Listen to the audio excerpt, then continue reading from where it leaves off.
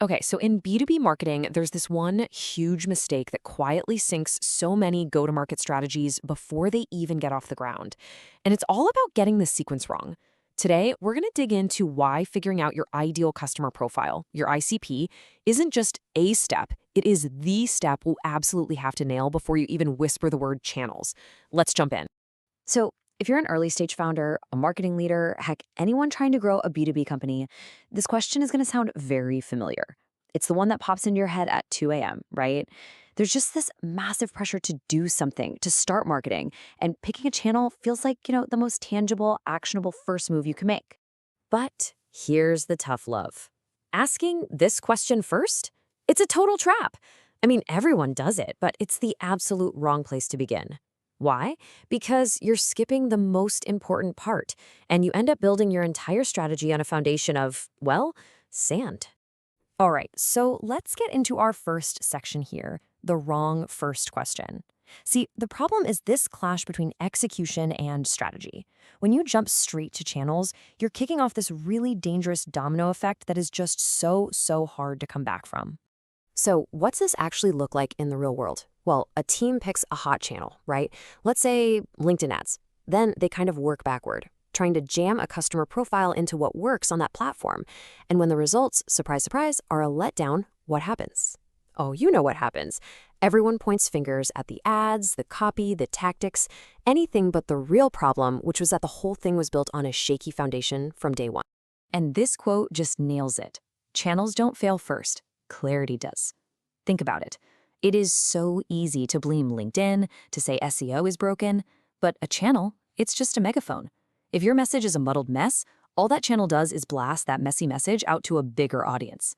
The failure already happened, way before you ever hit the go live button. Okay, so if clarity is the secret sauce, why do so many companies who actually do all the ICP work still end up spinning their wheels? Well, that brings us right to our next section, why typical ICPs fail. And the short answer is, they're chasing this illusion of precision, creating these super detailed profiles that are, frankly, useless. You've seen them, right? On one side, you have what looks like a really solid ICP. These super detailed lists of firmographics, company size, revenue, and these elaborate personas with names and hobbies. It feels really productive, but the reality? It solves nothing. None of that stuff explains the one thing you need to know: why would someone actually make a decision to buy? It just creates this false confidence, and you're left with no real direction. Now, this next idea is probably the most important mental shift we're going to talk about. A real ICP is not a profile of a person. It is the context of a decision. You've got to think of it like this specific cocktail of circumstances, the problem they're facing, the timing of it all, and the constraints they're under that all come together to force them to go looking for a solution like yours. So how do you actually do this? Let's get practical. Let's break down the anatomy of a decision. We're going to walk through the 4 essential questions you have to answer to build an ICP that actually works. An ICP that's actually useful gives you crystal clear answers to these 4 things. All right, number 1, who owns the decision? And I mean really owns it. Forget the end user for a minute. Who signs the check and takes the heat if it goes wrong? Number 2, what problem is already painful for them? We're not talking about a nice to have. We're talking about a real bleeding neck problem with serious costs for doing nothing.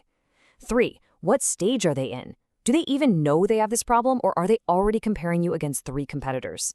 And finally, number 4, what's blocking them from acting? What's the friction, the fear, the internal politics that are stopping them in their tracks? Look, let's just be real for a second. If you cannot answer those 4 questions with razor-sharp clarity, you do not have an ICP. What you have is a target list.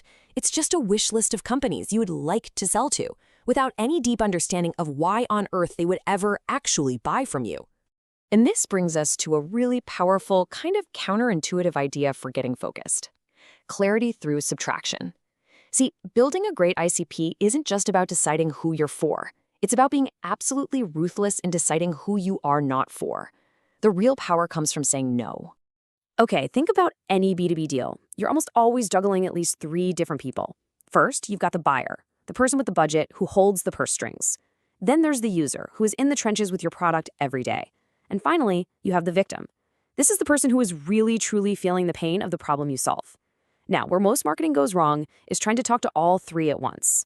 Real clarity It comes from picking just one of them as your main focus. And that brings us to this concept of the no ICP. It's exactly what it sounds like, aggressively defining who you will not sell to. Who are the tire kickers, the time wasters, the companies that look perfect on paper, but you just know will never, ever pull the trigger? If you can't name them, you don't have real focus. You just have a big empty net. All right, so now that we have this deep understanding of the decision context, we can finally circle back to that very first question and see exactly why channels always come last. We can finally see them for what they truly are. They're amplifiers, not creators. This is the core principle right here. Channels amplify clarity. They don't create it. They take the sharp, focused strategy you've already built and they get it in front of more people. They can't and they will never invent that clarity for you. And when you get this sequence wrong, well, you don't just get poor results. You create total chaos inside your organization. Your channels just generate a ton of noise. Your metrics become misleading, basically useless. And every single meeting about marketing attribution turns into a political nightmare. Sound familiar? So the very next time you're in a meeting and you hear someone say, LinkedIn isn't working or SEO is failing, I want you to stop them. Because it is almost never the channel's fault. It's the input. The problem isn't the megaphone, it's what you're saying into it. So let's just wrap up with a question for you to think about.